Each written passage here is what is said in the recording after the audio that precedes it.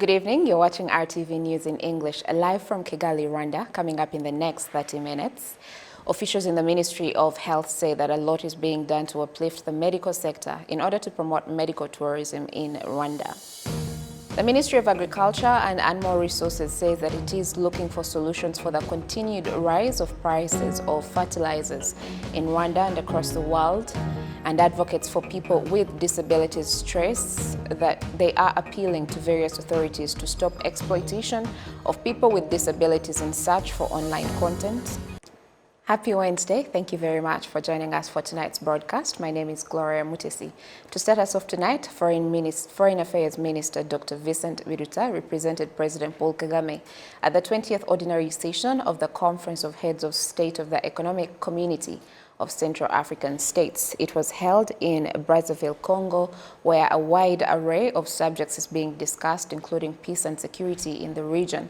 DRC President Felix Tshisekedi, who is ending his term as chairman of the African Union, is now to be given the task of chairing the Economic Community of Central African States, replacing President Denis Sassou Nguesso of Congo-Brazzaville. Other delegates in attendance were Launcy Fall, the Special Representative and Head of the United Nations Regional Office for Central Africa, the Chairperson of the African Union Commission, Musa Faki Mahamat, among others.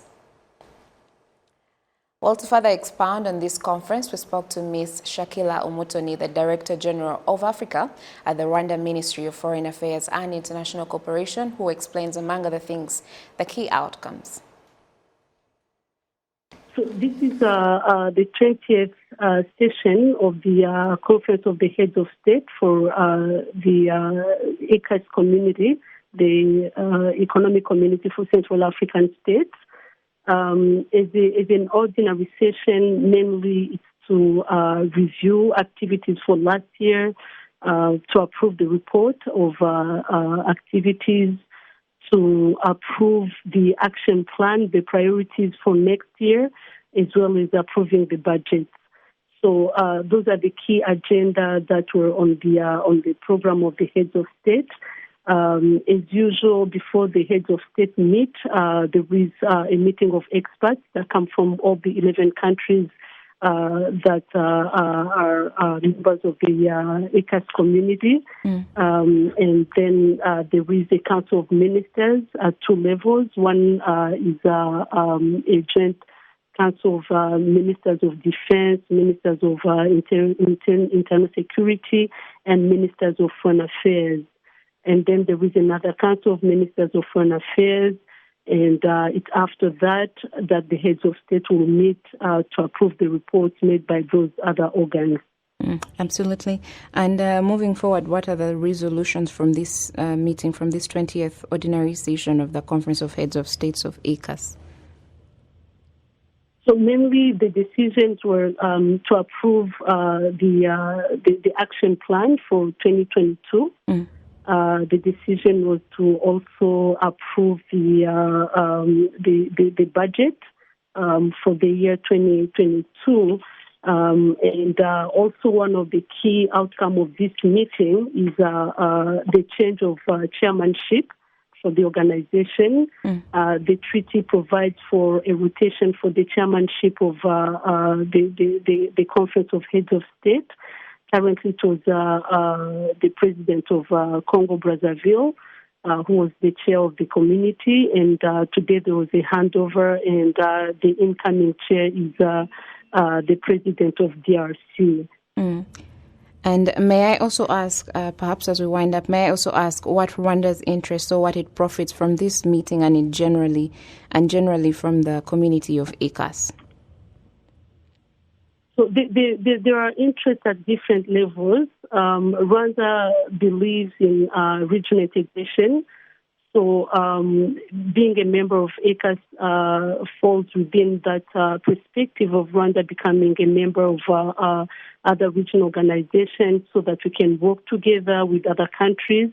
And obviously, there are so many benefits to that, be it diplomatic gains as we forge alliances with many countries. But in addition to that, there are also economic interests.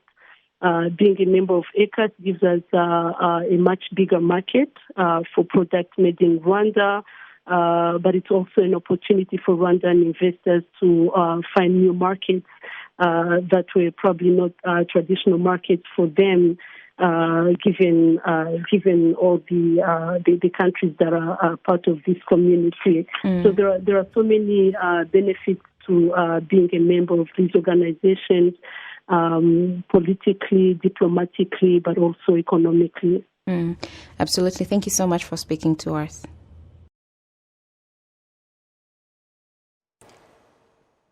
To other matters now, in a bid to promote medical tourism in Rwanda, officials in the Ministry of Health say that a lot is being done to uplift the medical sector by acquiring modern equipment, improved infrastructure, and medical experts so as to attract foreigners.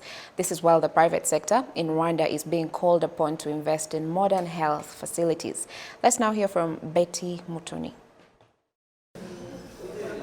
Mohammed Jamil Rahman from Bangladesh and Salim Kamil from India are some of the foreigners seeking medical treatment at Lagos Hospital here in Rwanda.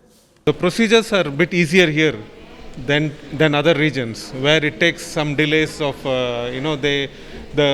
what I see, the people tend to help faster here. The medical facilities have improved quite a bit now, and also the infrastructure is great right now.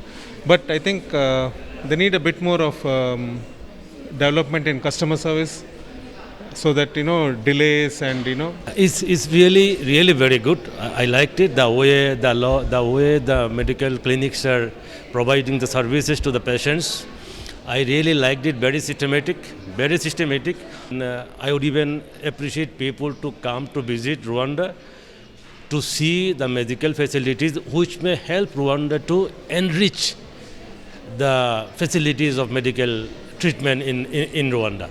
In order to improve service delivery in the hospital for foreigner patients and others, King Faisal Hospital has been renovated and acquired more modern equipment, as the Chief Medical Officer, Dr. Sendegea Augustine, explains. As we are now, we are receiving patients from different countries, mostly neighboring countries.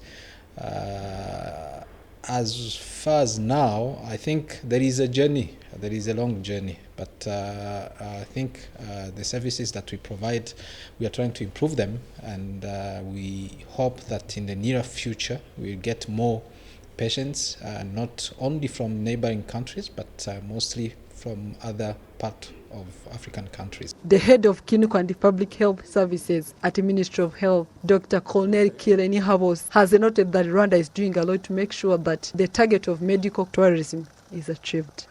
Towards medical tourism, where we are having some patients, some population from the regions, DRC, and DRC, Burundi, and southern Uganda, who are using like cancer services at Butaro, those who are using some services at King Faisal. The reason why it is pushing us to have some baseline data of medical tourism and to see if it is correlating to our vision and where we can improve by introducing some services.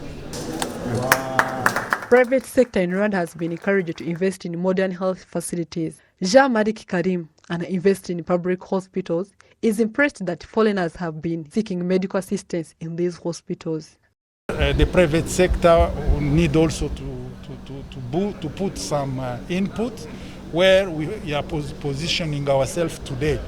So in matter of medical tourism, we are trying to avoid, sending our patient abroad, where we are trying now to arrange and to get a solution on different cases. There are 1,725 public health facilities and 315 private ones in Rwanda, which in total received more 18 million patients, both Rwandans and foreigners, in 2020. Over 1 million of them received at private facilities. Betty Mutoni, RwandaTV News. Many thanks, Betty Mutoni. Let's now stay in the health sector, where the Ministry of Health on Wednesday received a donation of medicines to help in the fight against HIV. The medicines included 349,000 bottles of tenofovir, dolutegravir and lamivudine, drugs given to people living with HIV.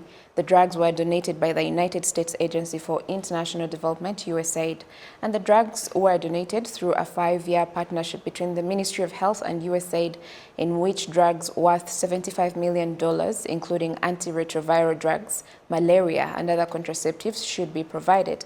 Dr. Cornell Nihabose, the head of Clinical and Public Health Services at the Ministry of Health, says that in Rwanda, antiretroviral drugs are 100% available, and 97% of those who are supposed to take the drugs take them. He also stressed that the remaining part is to encourage those who do not take the drugs as they should, so that they can understand the importance of taking the antiretroviral drugs.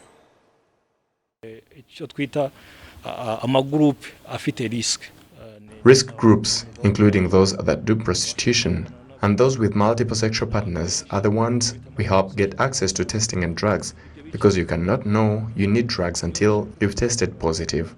Testing services are now available in health centers and campaigns are ongoing. The numbers of those who die due to HIV have reduced significantly, and life expectancy for those who are HIV positive have increased. The research has indicated that it is as long as for a person without HIV, so this is due to availability of drugs.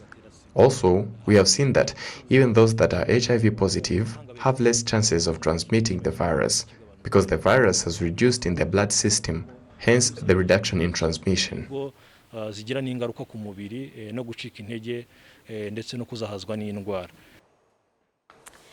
And away from Kigali, farmers in Busasamana sector in Rubavu district are unhappy about the rise in the price of pesticides and fertilizers, as this has affected their farming, and they've now opted for crops that are easy to cultivate, such as maize and onions.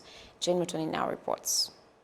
Farmers in Busasamana sector are preparing their farmlands for the next rains. They say that their main challenge is in the shortage of fertilizers, as it has become scarce and expensive in the few places that still have it. We are now cultivating onions, and it's because we don't have fertilizers. Some agro dealers in this sector are closed, while those that are still open are selling every other farming product apart from fertilizers. At places where we buy it in bulks, they are also yet to restock. Yes, it has delayed to arrive, but it seems that way because some farmers start cultivating early on before others. However, farmers say that in addition to the scarcity of fertilizers and the delay of its arrival, there are speculations that its prices will be high once it is available. Some farmers have opted to stop growing Irish potatoes, which could lead to a decline in their production. A kilogram of fertilizers now costs 923 Rwandan francs, and farmers are selling a kilogram of Irish potatoes at 120 Rwanda francs. Hence, the prices don't coordinate at all. Likewise, the price of pesticides for plants has risen sharply. A sack of pesticides now costs 115,000 Rwandan francs, yet before we used to buy it at 80,000 Rwandan francs. So you find that what a farmer has invested is larger than the income he or she gets. The Ministry of Agriculture says that in order to face the issue of the rising of industrial fertilizer prices in the international market, Minagri is developing new guidelines for the sale of industrial fertilizers as well as state subsidies for farmers. They say these regulations will be issued soon. Farmers say that at first, the NPK fertilizers were priced at 713 Rwandan francs per kilogram. DAP was priced at 633 Rwandan francs per kilogram. Urea was priced at 564,000 per kilogram, and the pesticide called Bulletin was priced at 3,600 francs per kilogram. Farmers say that the prices have hiked to almost twice as much. Jane Mutoni, RTV News. So let's further talk about that, where the Ministry of Agriculture and Animal Resources says that it is looking for solutions for the continued rise of prices of fertilizers in Rwanda and across the world. And my colleague Jean-Pierre Kagabo spoke to the Minister of Agriculture and Animal Resources about some of the causes of the rise in prices. We are currently facing an unprecedented increase of fertilizers on global market, and increase of fertilizer prices is caused mainly by three major causes. Number one is the prices of natural gas, which is an ingredient that is used in fertilizer manufacturing. The second is the competition, a demand of fertilizers that is very high because various countries are trying to revamp the economic growth using agricultural production. And the third one is the global logistics issues. The cost of transport is really very high this time because of COVID-19 effects. Actually, when you look at it, most of these causes you can put them under one cause, which is the effects of COVID-19. So for us, we are getting our fertilizers on a very high price, and it was even high the previous season, and the increment was divided between the government subsidy and the farmer's price. And it is happening again. Actually, if I give you an example, as we speak, that 1 kilogram of urea, which is a type of fertilizer, is landing in Rwanda at 1,368 Rwandan money. And DAP, which is another type of fertilizer, is that kilogram is landing in Rwanda at 1,435, and the NPK at 1,384 Rwandan money. So what it means to support the farming community so the agricultural production can continue, we are revising the amount of subsidy that we used to provide to the farming communities. Given that those are the numbers that we are dealing with, we are discussing among ourselves what is the subsidy rate that we can be able to afford this time so that the final price that the farmers is paying can make sense in terms of expenditure. What could be your message to the farmers who found themselves in a situation whereby agriculture inputs increase and they have this task of increasing production on the other hand, and this agriculture sector is a sector that could be helped when you see the effect of COVID-19 to the economy? Actually, the farming community and the farmers, we are in this struggle together. Last season, we worked with them on a formula that can support them to be productive. And this time, again, we are into the fight together. But the most important message is an efficient management of the resources that is at our hand, and doing the production or agriculture the way it's supposed to be done. That means we can no longer afford to waste our resources. So that means we need to be looking what we are putting in as an input. How do we do other activities that are associated with the production? How do we, the value of organic fertilizers? We cannot say it enough, and we keep saying it. Organic fertilizers doesn't provide the nutrients very quickly the way the mineral fertilizers does, but it plays a role of soil structure that can use the mineral fertilizer efficiently. So again, using the organic fertilizer is the big recommendation that we are giving to farmers. We being using appropriate seed or quality seed so that they can maximize the production by unit of area. Again, practicing good agricultural methods, using manure or organic fertilizers.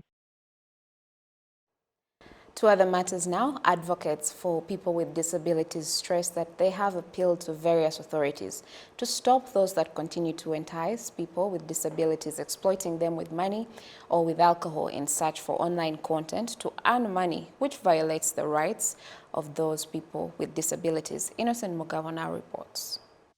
It is a common problem on online platforms like YouTube, where people with various disabilities, not leaving out those with mental illnesses, are enticed with alcohol, money, or food for online content, and in most cases, it is in form of visual coverage for personal gain.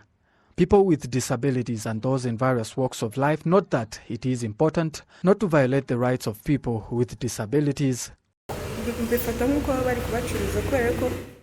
I take this like exploiting someone because this so-called journalist or YouTube channel owner will benefit through the viewers, but won't visibly change the life of this featured person. After giving him or her the enticements, the content is uploaded on YouTube with the person saying things that are not related. We should indiscriminately fight against this with all authorities involved. Local authorities also condemn all those that continue to engage in such acts since they violate human rights. After getting sober, the person feels ashamed and his or her family doesn't positively perceive it. Giving alcohol is not help. You are just teaching bad behavior. We should campaign against such things with the involvement of the media, since those that do it claim to be gathering news, yet it's destructive news. Advocates for people with disabilities emphasize that no one should be tolerated when it comes to violating the law to do with the protection of persons with disabilities. The Executive Secretary of the National Union of Disabilities Organizations of Rwanda, NUDA, Nsengiyumva Jean-Damascene, notes that the problem has taken another step and they appeal to various authorities for help. Persons with disabilities have become tools of earning profits, at the same time violating the law that protects people with disabilities, the International Convention on the Protection of Persons with Disabilities, and producing programs that violate their rights, as well as tarnishing their image and that of the Rwandan society. We condemn this and we want it to stop. If not, those caught will be prosecuted, since the prosecution was also notified.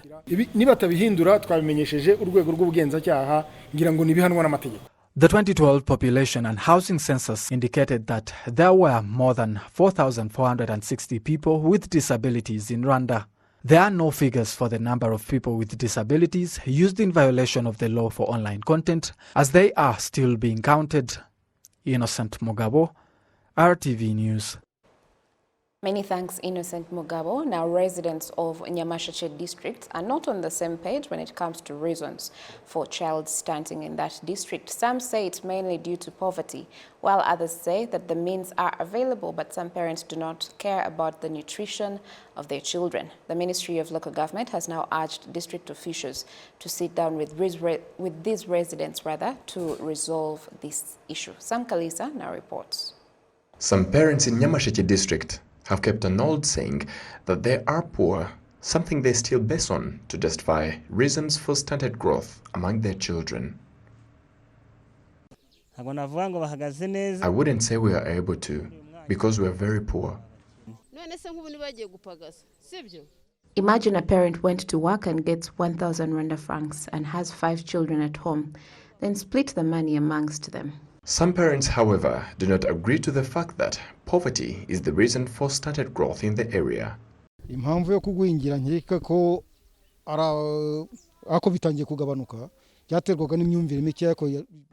reason for stunted growth in our area is a poor mindset, but residents are changing it as time goes by. We have enough food. We also border Lake Kivu, which is rich in sardines, so stunting is not understandable. 5 years ago, Nyamasheche was listed as the poorest district in Rwanda. Ever since, the district has been given a special budget and economic activities that benefit citizens were established.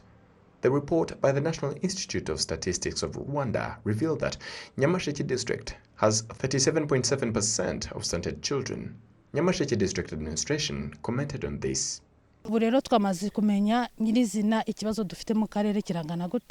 We have got to know the magnitude of the problem. We have a total of 387 children with malnutrition and 5 stunted children. We're going to partner with different agencies to take care of them. The Minister of State in the Ministry of Local Government, Ingabire Assumpta, has urged the district administration to sit down with residents and find a solution for the issue. They need to put in a lot of effort. When children are stunted, the country is stunting as well. They have to know that fighting this issue is possible. The district administration needs to sensitize residents about having home vegetable gardens plus fruits. The government will continue putting in a lot of effort to eradicate this problem.